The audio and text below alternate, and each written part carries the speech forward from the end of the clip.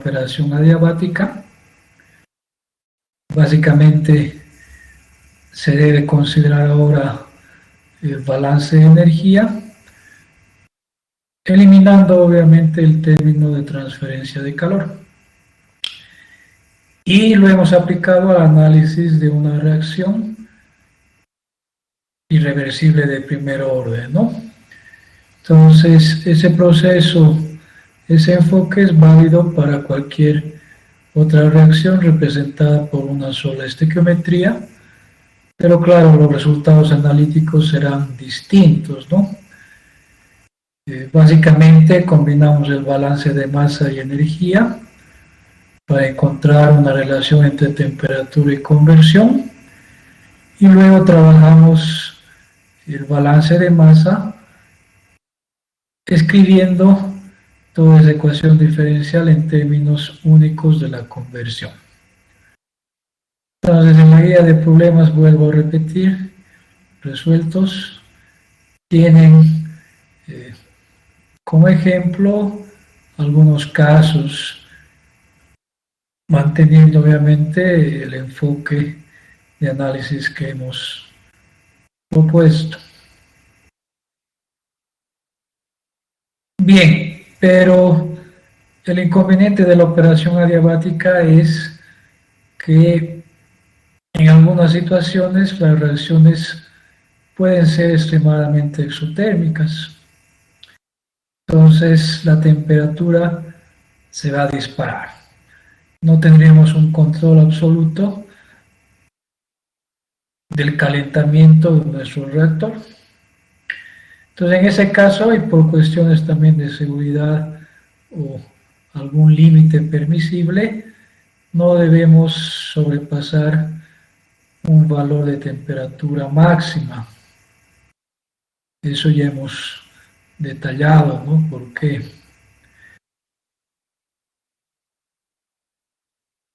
¿Qué hacemos entonces? Pues debemos implementar un sistema de transferencia de calor, cuya función básicamente será remover parte del calor generado por las reacciones químicas a través de las paredes del recipiente, ¿no? Entonces ahí utilizaríamos un fluido circulante externo o refrigerante, como quieran llamarlo, que por una chaqueta externa circulará y obviamente absorberá, removerá el calor en una cierta proporción, en una cierta magnitud. Ahora, si el propósito es más bien calentar el reactor, como se emplea varias veces, digamos, tendríamos una chaqueta donde circula vapor, ¿no? Vapor saturado. Bueno, ambas situaciones implican una transferencia de calor. Entonces, en ese caso estamos hablando de una operación politrópica, ¿no?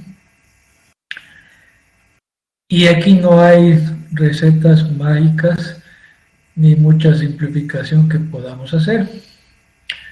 Básicamente se debe resolver el balance de masa, que está escrito en la ecuación 72, tantas ecuaciones diferenciales como especies hay, y resolver simultáneamente también o junto al balance de energía en su forma completa, que ahí estoy señalando, la ecuación 73. Claro, la transferencia de calor puede ser un proceso algo complejo, pero lo podemos sintetizar simplemente mediante un coeficiente global de transferencia U por el área de transferencia, y aquí una diferencia de temperatura del fluido externo que lo vamos a dejar como constante o promedio, TA, y menos la temperatura del sistema. Entonces, este término de acá se puede a veces considerar como un término de remoción de calor que depende de la temperatura. Y su naturaleza matemática nos indica que es lineal, ¿no? Y ese término de acá ya lo hemos analizado, es el generado por las reacciones químicas, y a veces se lo considera como un término de generación también, que depende de la temperatura. Una naturaleza matemática es exponencial, ¿no? Entonces, para el caso isotérmico eso debe equilibrarse, pero ya mencionamos que a nivel industrial o de reactores grandes eso es difícil, justamente por la naturaleza física de esos términos, ¿no? O matemáticamente hablando, uno es lineal y otro exponencial. Hay un desbalance notorio. Bueno, ese es el término de acumulación, por supuesto. Entonces, como dice ahí abajo, la solución a ese problema es básicamente resolver esas ecuaciones diferenciales por métodos numéricos. Eso no es una tarea difícil hoy en día. Tiene acceso a computadoras, calculadoras, celulares y cualquier otra herramienta computarizada para hacer ese tipo de solución.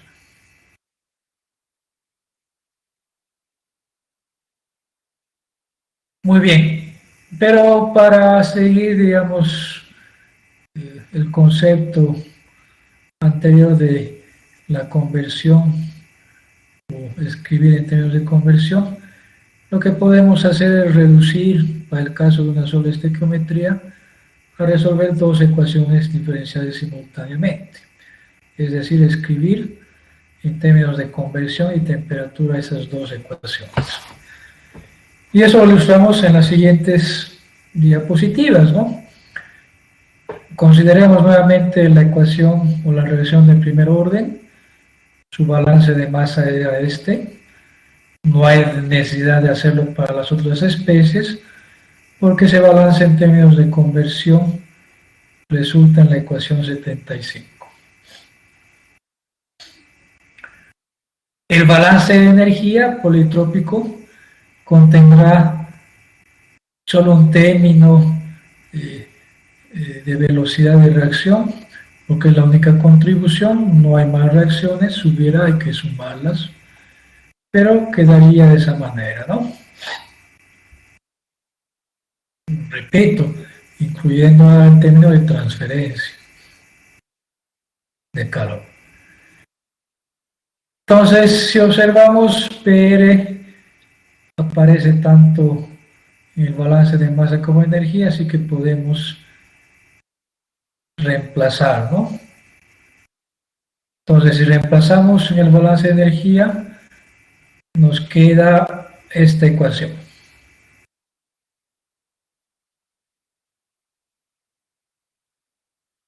¿No? Recuerden que me quedará n a sub 0 por menos delta RH sobre MCP, eso es delta T adiabático.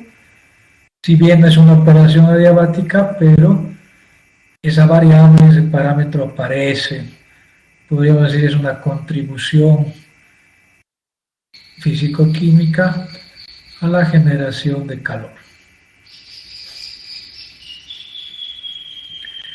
Y en el balance, con el término de transferencia, nos quedará UA sobre MC sub P, ¿no? Ahí está. Esta masa podemos escribir también como la densidad por el volumen, ¿no? Como quieran.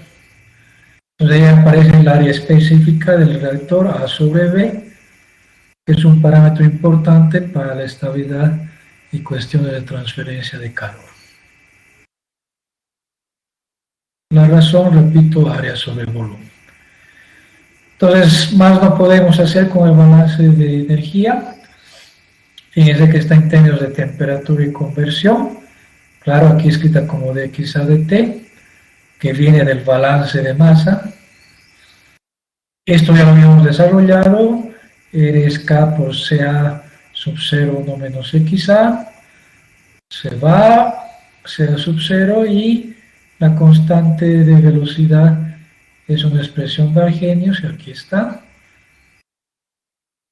Eso lo pueden revisar anteriormente, ya lo hicimos, y nos queda este balance o ecuación diferencial en términos de temperatura y conversión. Bueno, este de XA es toda esa expresión, por supuesto. Entonces tenemos dos ecuaciones diferenciales con dos variables a seguir, la conversión y temperatura. Eso constituye un conjunto cerrado de ecuaciones con condiciones de frontera iniciales, 0 para la conversión y T sub 0 para la temperatura al inicio de la reacción. Eso es lo máximo que podemos hacer. Resolver dos ecuaciones simultáneamente. Entonces, recuerden, hay que un término de remoción y otro de generación de calor.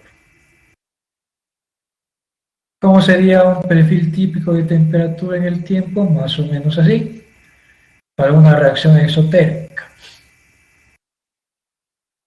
Entonces, la reacción empieza a andar, se genera calor en gran cantidad por lo visto, y se va removiendo calor, pero no lo suficiente todavía, así que hay un incremento de la temperatura, ¿no? Entonces, cuando la reacción va cesando, va desacelerando, ya el ritmo o la velocidad de generación se va reduciendo y la remoción de calor va aumentando, ¿no? Por el efecto de la transferencia de calor, de manera que en algún momento o en un tiempo alcanzaremos una temperatura máxima. Lo que se va equilibrando, ¿no? Tanto la generación como la remoción de calor, y como la reacción ya se está extinguiendo, más se remueve calor que genera, y por eso la temperatura empieza a reducir o a disminuir, ¿no? Entonces, el perfil típico de una operación politrópica, donde se alcanza una temperatura máxima a un tiempo de reacción determinado. Entonces, es esta temperatura máxima un criterio de operación, porque seguramente debemos respetar o debemos condicionar la operación a no sobrepasar un valor de temperatura límite. Entonces, ahí es importante implementar, repito, un sistema de transferencia de calor justamente para no sobrepasar esa temperatura límite. Si la transferencia de calor fuera deficiente, obviamente esta reacción se va a disparar porque la remoción no es lo suficiente, repito, y la generación es considerable, y vamos a ver nuevamente la operación adiabática, ¿no? Pero bueno,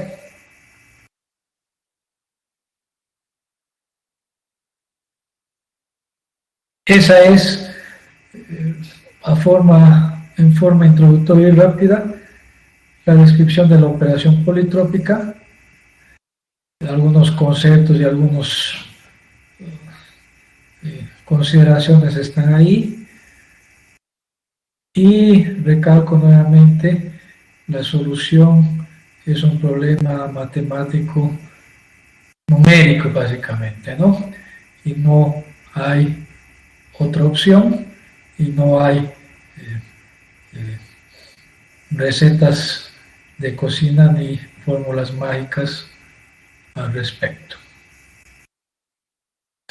Muy bien, voy a compartir pantalla.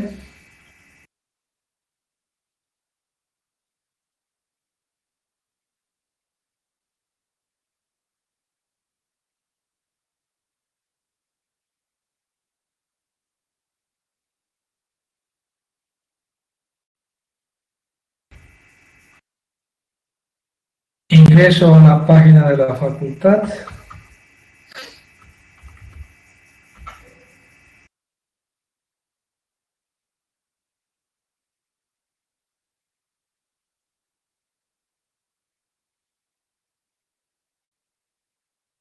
Nos vamos donde tenemos el material colgado.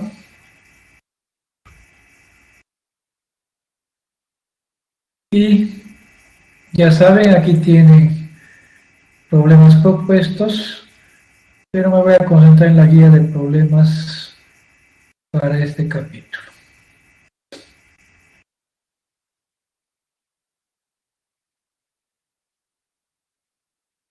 Y ahí tienen en detalle 4 a 5 problemas a lo mucho que ilustran y ejemplifican los conceptos, eh, las estrategias, eh, los procedimientos que hemos señalado, ¿no? Entonces esto es parte integral del capítulo, no es un adicional, y eso lo tiene muy bien ahí para que a su ritmo, en su tiempo que ustedes vean oportuno, lo dediquen a estudiar o a analizar, ¿no?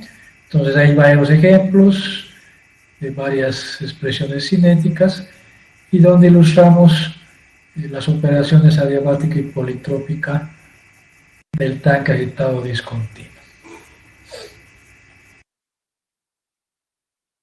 Y lo mismo sucede con los demás reactores, así que tal vez esto ya lo tengamos que demostrar.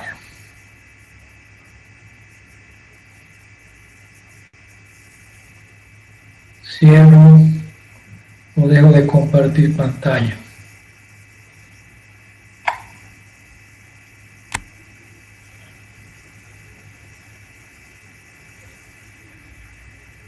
Bueno, con eso finalizamos el capítulo 3 del tanque agitado discontinuo. Consulto, si tienen alguna pregunta, consulta.